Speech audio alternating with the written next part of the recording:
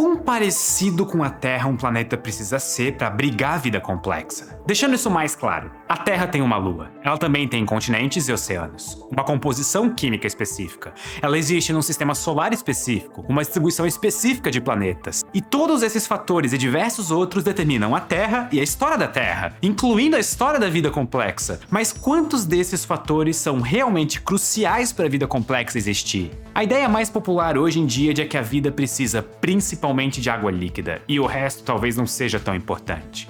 Se esse for o caso, a vida deveria ser comum no universo, incluindo a vida inteligente, que a gente deveria conseguir detectar. Mas não importa para onde nós olhamos, nós observamos e ouvimos o mais absoluto silêncio. Nós não detectamos vida inteligente na nossa vizinhança galáctica. E esse é o paradoxo de Fermi, o conflito entre a vida parecer possível e provável no universo versus a falta de sinais de vida inteligente no cosmos.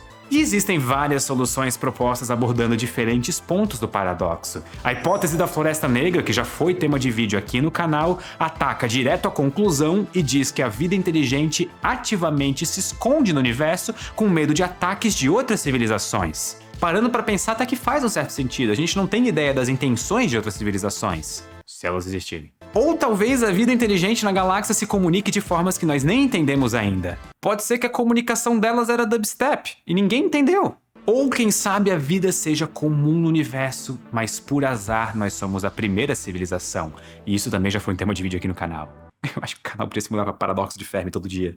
Todas essas respostas atacam a conclusão do paradoxo. Elas aceitam que a vida complexa é ou vai ser comum no universo, e então explicam por que nós não encontramos nada vivo fora da Terra ainda. Já a hipótese que nós vamos tratar hoje é uma das poucas respostas que ataca diretamente a premissa da hipótese de Fermi.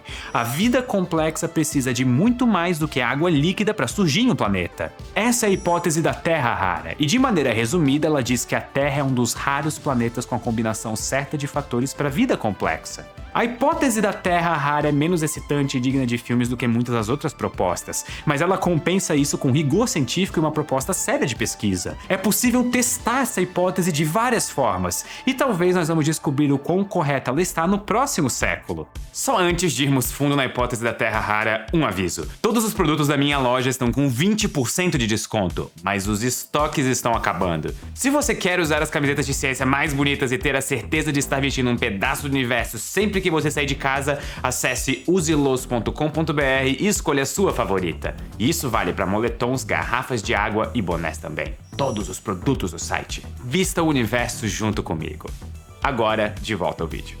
A hipótese da Terra rara é tão testável que a proposta original já se provou errada em vários pontos, o que é excelente. Isso mostra que a hipótese está amplamente conectada com pesquisa astrofísica moderna. Por exemplo, na proposta original feita por Peter Ward e Donald Brownlee, uma das coisas raras sobre a Terra era ter Júpiter no sistema solar, de forma que a gravidade de Júpiter reduzia a taxa de asteroides grandes colidindo com a Terra. Mais recentemente, o papel protetor de Júpiter está sendo revisado. Talvez Júpiter não seja tão crucial quanto nós pensávamos no começo dos anos 2000 para a vida na Terra. Nos anos 2000 também não era certo que planetas eram realmente comuns no universo, mas desde então nós achamos mais de 5.000 deles. Ou seja, planetas são sim bem comuns no universo, e isso inclui planetas rochosos como a Terra. Só que ao mesmo tempo em que nós desaprovamos essas considerações da hipótese da Terra rara, nós encontramos novas coisas para levar em conta. Por exemplo, planetas órfãos, que são planetas sem estrelas. Eles parecem ser comuns no universo, talvez até mais comuns do que planetas orbitando estrelas. E isso pode indicar que sistemas planetários gravitacionalmente estáveis por longos períodos de tempo sejam mais raros do que nós imaginávamos. E faz todo sentido se nós pararmos para pensar. A maior parte das estrelas do céu tem pelo menos uma ou mais estrelas companheiras, são sistemas binários ou até trinários. E isso torna a dinâmica gravitacional bem mais caótica e a chance de sobrevivência a longo prazo de um planeta como um todo menor por várias razões. E o mesmo vale para sistemas estelares com gigantes gasosos na região interna, próxima à zona habitável de planetas rochosos. Esses sistemas também são gravitacionalmente perigosos. Se Júpiter e Vênus trocassem de lugar, a Terra teria problemas. E aqui nós podemos entrar de vez na hipótese. Vamos tentar listar todos os fatores que talvez tornem a Terra um planeta raro. E nós já podemos botar uma coisa na lista: orbitar só uma estrela e existir em um sistema planetário estável. Orbitar uma só estrela não é tão raro em si, mas é um tanto quanto incomum.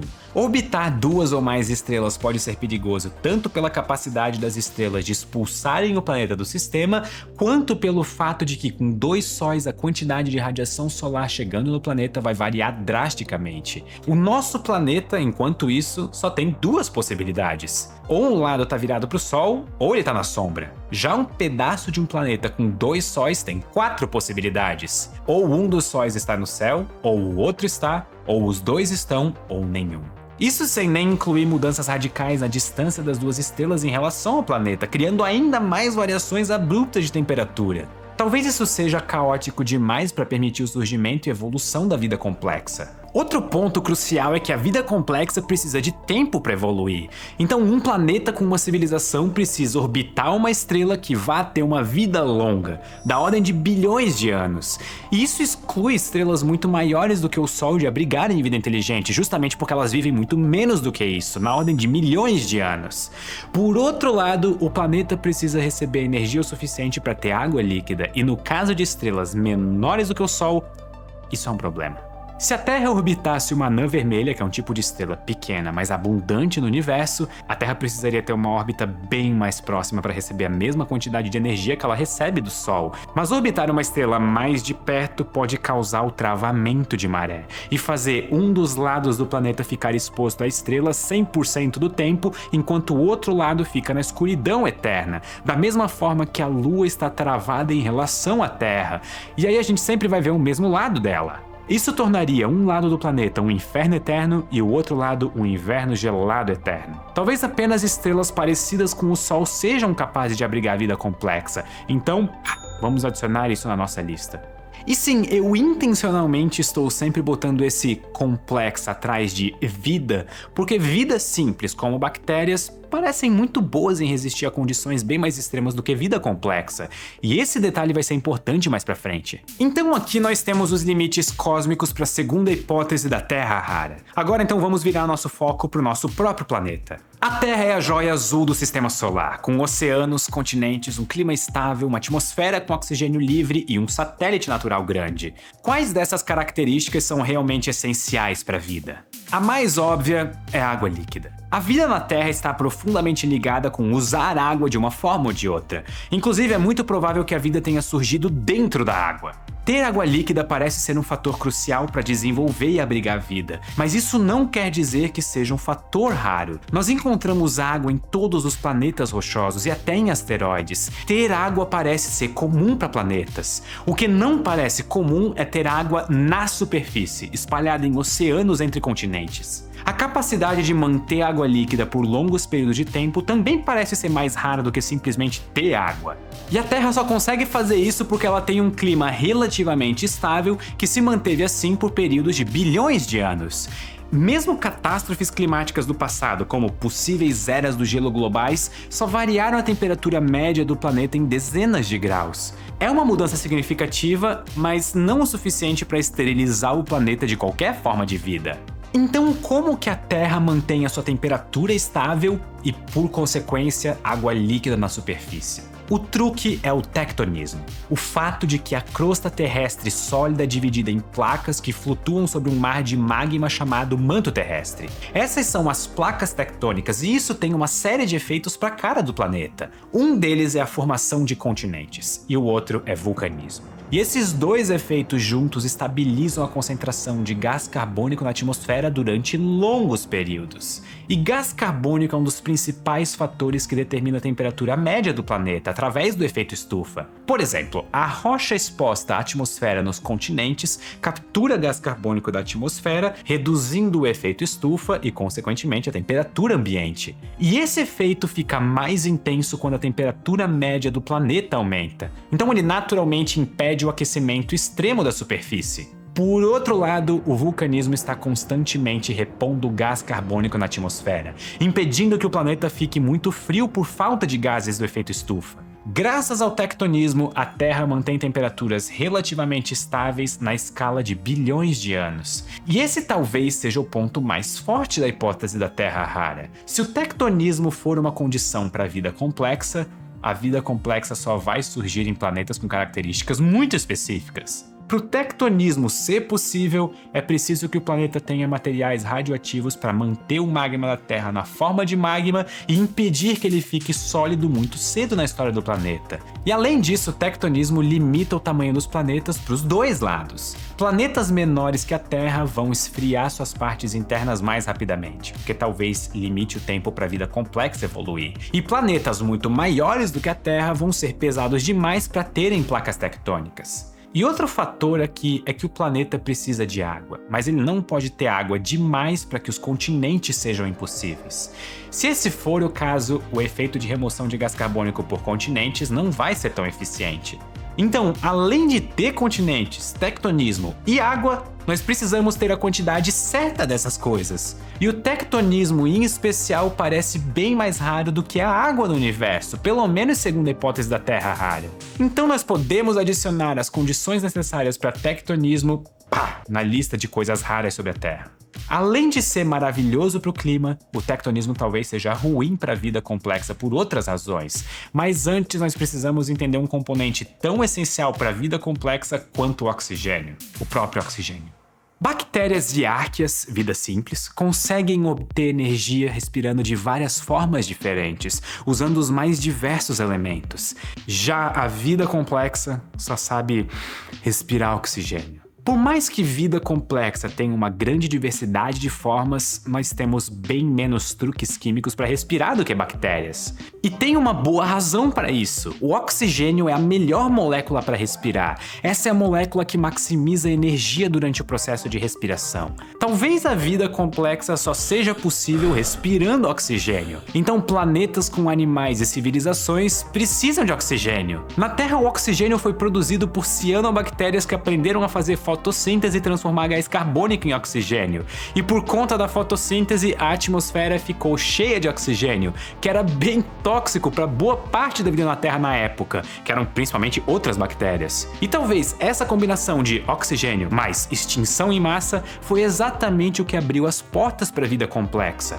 Uma nova fonte de energia mais eficiente junto com nichos biológicos que estavam desocupados por causa da extinção. Então o oxigênio talvez seja essencial para a vida complexa, e no nosso planeta ele foi feito por vida simples. Mas essa não é a única forma de obter oxigênio. Ele literalmente chove no espaço na forma de raio cósmico e ventos solares. Além disso, a luz do sol pode quebrar moléculas de água e separar o oxigênio dela. E aqui entra o contra-argumento para a importância do tectonismo. A produção não biológica de oxigênio é suprimida pelo tectonismo. O vulcanismo libera ferro, que captura oxigênio livre na atmosfera. A única razão pela qual a Terra tem oxigênio é porque as bactérias eram bem mais eficientes em produzir oxigênio do que os mecanismos não biológicos, e o vulcanismo não conseguiu suprimir o efeito delas. Então o tectonismo se encontra em um papel curioso. Ele talvez seja importante para manter a água líquida, importante para a vida complexa, mas ao mesmo tempo talvez ele dificulte a evolução dessa vida justamente por causa da necessidade por oxigênio. E isso parece condizente com a história da evolução na Terra. Por mais de 2 bilhões de anos depois do surgimento da vida, só existia vida simples, na forma de bactérias e árqueas, criaturas unicelulares sem núcleos com DNA isolado. Vida complexa com DNA separado em núcleo e organelas com funções especializadas parecem ter evoluído apenas uma única vez na história do planeta. Essas são as células eucariontes, e a sua evolução parece um dos eventos mais importantes da história natural. O biólogo Nick Lane, inclusive, defende que esse é o grande filtro para a vida inteligente. A formação de células complexas parece ser extremamente improvável. Nós ainda não temos certeza de como essas células evoluíram, mas a ideia base é que de alguma forma uma árquea, um tipo de célula simples, passou a viver dentro de uma bactéria grande. Tanto que algumas organelas, como mitocôndrias, têm o seu próprio DNA, que é parecido com o de árqueas. Uma vez que isso aconteceu, essa combinação de células começou a evoluir juntas, e a possibilidade de especialização permitiu que essa célula complexa usasse muito mais energia do que células simples, abrindo as portas para uma série de novidades biológicas, como por exemplo a cooperação e comunicação entre células, permitindo a formação de criaturas multicelulares com tecidos especializados, e, mais pra frente, reprodução sexual. que é uma forma muito mais eficiente de criar variação genética e diversidade biológica. E tudo isso só foi possível por uma mistura de tempo e sorte, que nós podemos adicionar na lista. A vida eucarionte mudou a cara do planeta Terra. Todos os animais, fungos e plantas são feitos dessas células. Mas a vida complexa ter surgido ainda não foi o suficiente. Ainda levou centenas de milhões de anos para essa vida se diversificar e começar a formar o que chamamos de animais e dominar o planeta. A oportunidade de evoluir não vem de graça no planeta. A evolução de uma espécie significa a morte para outras. E aqui entra um ponto que talvez torne a Terra rara: ter uma quantidade razoável de extinções. Graças à Lua, o número de asteroides que caem no planeta Terra é bem reduzido comparado aos outros. Tirando o caso do impacto que extinguiu os dinossauros, extinções em geral acontecem por mudanças bruscas nas condições climáticas. E eu sei que isso vai soar estranho, mas é importante que extinções aconteçam, porque a longo prazo, extinções regulares parecem aumentar a biodiversidade. Sem o fim de grandes números de espécies e extinções em massa, a vida não parece ter oportunidade de mudar drasticamente. Tanto que foi uma das grandes extinções, o evento da oxidação, que abriu as portas para a vida complexa. E provavelmente foi uma outra extinção em massa de bactérias, graças a uma era do gelo, que abriu as portas para a evolução e diversificação da vida complexa em animais, plantas e fungos, na forma da explosão cambriana. Sem a Lua para nos proteger de impactos de asteroides, extinções em massa talvez fossem muito comuns para a evolução realmente maximizar a biodiversidade. Mas graças à Lua, a Terra parece ter a quantidade certa de extinções para a biosfera se renovar e ter tempo de evoluir criaturas cada vez mais complexas. Então podemos adicionar a Lua e extinções como parte essencial da história da vida, completando a nossa lista para o propósito desse vídeo. E aqui entra a principal previsão testável da Terra rara. A vida simples é fácil de acontecer. Uma vez que um planeta tem temperaturas adequadas e os químicos certos, vida simples como bactérias pode surgir facilmente. Esse argumento é reforçado pelo fato de encontrarmos vida simples em ambientes extremos de temperatura, acidez e pressão aqui na Terra. Existem bactérias a quilômetros abaixo da superfície, em calor e frio extremo, e existem bactérias que às vezes até sobrevivem ao vácuo do espaço. Já a vida complexa, por outro lado, é muito mais frágil, tem uma história evolutiva baseada em sorte e pode ser extinta muito mais facilmente. Vida complexa só existe numa janela de temperatura bem mais limitada, e provavelmente só ao redor de estrelas como o Sol, em planetas com tectonismo, luas grandes e oxigênio. E por sua vez, a presença de tectonismo, lua e oxigênio implica em outras condições, como as concentrações certas de materiais radioativos, uma história de impactos e talvez a evolução de fotossíntese ou outra forma de produzir oxigênio. Então, em resumo, a grande proposta da hipótese da Terra rara é: a vida simples deve surgir em qualquer caverna quente com água no universo. Já a vida complexa deve ser extremamente rara. Nós talvez sejamos o único planeta com as condições certas para a vida animal em milhares de anos-luz, talvez até na galáxia. Então, como exatamente que nós vamos testar isso? Bom, achando sinais de vida simples por todo canto, mas falhando em encontrar sinais de vida inteligente. Nós já tivemos falsos positivos de vida, tanto em Marte quanto de Vênus, mas nós ainda temos muito que explorar no nosso próprio sistema solar. Talvez nós vamos encontrar vida em Marte, ou quem sabe em alguma lua de Júpiter. O telescópio espacial James Webb também está olhando para planetas fora do nosso sistema solar atrás de marcadores químicos de vida. E se a busca por vida fora da Terra começar a dar resultado na forma de sinais de vida simples, acompanhado de um silêncio profundo de sinais de outras civilizações inteligentes, isso representa uma evidência em favor da hipótese da Terra rara. O que indica que o grande filtro que impede o surgimento de civilizações inteligentes talvez seja justamente a transição de bactérias para animais. E nesse caso nós poderíamos respirar aliviados, porque significa que o grande filtro estaria atrás de nós. Talvez a vida complexa seja tão rara quanto o universo é grande. Mas eu gostaria muito de saber o que vocês acham aqui nos comentários. E não se esqueça de se inscrever no canal, isso é muito importante para mim e para o meu trabalho. Muito obrigado e até a próxima.